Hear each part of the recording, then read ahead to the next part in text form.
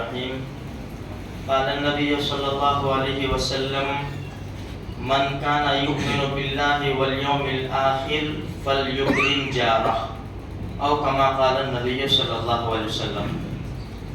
نبی کریم صلی اللہ علیہ وسلم کا پاک ارشاد ہے، جو اللہ پر اور آخرت کے دن کے اوپر ایمان رکھتا ہو اس کو چاہیے کہ اپنے پڑوسی کا اکرام کرے، عزت کرے۔ دوسری حدیث میں ہے من کان یؤمن باللہ والیوم الآخر فلا یؤذی جارہ او کما قال نبی صلی اللہ علیہ وسلم۔ جو اللہ پر اور آخرت کے دن کے اوپر ایمان رکھتا ہو اس کو چاہیے کہ اپنے پڑوسی کو تکلیف نہ پہنچاوے۔ پڑوسی کا مرتبہ بہت بڑا ہے میرے بھائیوں۔ پڑوسی تین قسم کے ہوتے ہیں، ایک وہ پڑوسی جس کا ایک حق ہے، دوسرا وہ پڑوسی جس کے دو حق ہے، تیسرا وہ پڑوسی ہے جس کے تین حق ہیں۔ تین حق والا پڑوسی کون ہے؟ ایک تو پڑوسی، دوسرا مسلمان ہے اور تیسرا رشتہ دار ہے۔ یہ تین حق ہے۔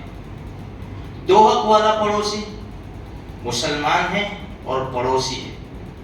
ایک حق والا پڑوسی غیر مسلم جو پڑوسی ہے، ہر ایک کے ساتھ بھلائی کا معاملہ کرے۔ ہمارے پڑوسی کو ہماری طرف سے تکلیف نہیں ہونی چاہیے۔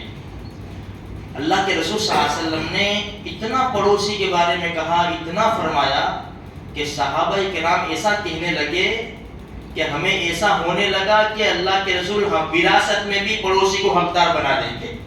اب اندازہ لگاؤ، آج ہمارے معاشرے کے اندر میرے بھائیوں پڑوسی کے معاملے تھوڑے بہت کمزور ہیں۔ دیکھو، پڑوسی وہ اللہ کی نعمت ہے کہ اللہ نہ کرے جب تکلیف آتی ہے نا تو رشتے دار تو بہت دور رہتے ہیں، کوئی ادھر کوئی ادھر، ان کو آنے میں دیر لگے گی، پڑوسی فوراً آئے گا۔ اسی لیے اللہ کے رسول صلی اللہ علیہ وسلم نے کتنا خیال فرمایا پڑوسی کا۔ اللہ کے رسول نے کیا فرمایا؟ تم اگر پھل فروٹ لاؤ نا تو پڑوسی کے وہاں دو، ان کے وہاں بھیجو، اور اگر نہیں بھیج سکتے، تمہارے پاس اتنی طاقت نہیں ہے تو چھپا کر لاؤ، پڑوسی دیکھے نہیں۔ اور جب تم اپنے بچوں کو دو ان کو لے کے باہر مت بھیجو، ورنہ پڑوسی کے بچے دیکھیں گے، وہ بیچارے نہیں لا سکتے ہیں تو گھر میں جا کے پھر دھمال کریں گے، ان کے پاس اتنی صلاحیت اور استعداد نہیں ہے۔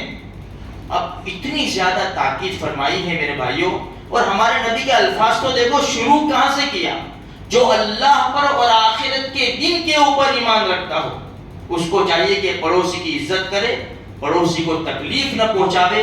میرے بھائیوں پڑوسی کا مرتبہ بہت بڑا ہے، تھوڑا بہت کچھ سہنا تو پڑے گا ہم کو۔ بھائی پڑوس میں ہے، ایک دیوار ہے، وہاں کچھ گرا تو یہاں آواز ہوا ہے، وہاں کچھ یہ کیا تو یہاں دیوار ہل گئی ہے، وہاں جھاڑو لگائی تو یہاں کچرا آ گیا۔ یہ چھوٹی چھوٹی باتوں میں پڑوسی کے ساتھ جھگڑا نہ کرے۔ بچے ساتھ میں کھیلتے ہیں، یہ انبن ہو گئی ہے، اب وہ بچہ روتا ہوا گھر میں گیا تو یہ آپے سے باہر آ گیا۔ بڑی عجیب بات لکھی ہے کتابوں میں، اگر تمہارے بچے کی ایک آنکھ پھوٹ گئی اور آنکھ لے کر آیا کہ امی اس نے مجھے مارا، تو آپے سے باہر مت آ جاؤ، پہلے تحقیق کرو، ہو سکتا ہے اس نے دونوں آنکھیں پھوڑ دی ہو، اس نے پہلے ایک آنکھ پھوڑی ہو تو ہو سکتا ہے اس نے بدلے میں دونوں آنکھیں پھوڑ دی ہو اور وہ پھر تمہارے پاس آیا ہو۔ ہر معاملے کی تحقیق کرو، کچے کان کے مت بنو۔ آج ہمارے معاشرے کے اندر بہت بڑی بیماری ہے، اگر کسی نے کسی کے بارے میں کچھ کہہ دیا نا تو بدگمان ہو جاتے ہیں۔ بھائی تحقیق تو کرو، کہا کہ نہیں کہا اس کی تحقیق تو کرو، بس یہ ایسا ہے، تیرے بارے میں ایسا کہا، ایسا پلان، بس وہ بدگمان ہو گیا۔ اچھا میرے بارے میں ایسا کہتا ہے، ارے اللہ کے بندے تحقیق تو کر تو پہلے کہ بھائی کہا کہ نہیں کہا، یا اگر کہا تو بات کیسی تھی۔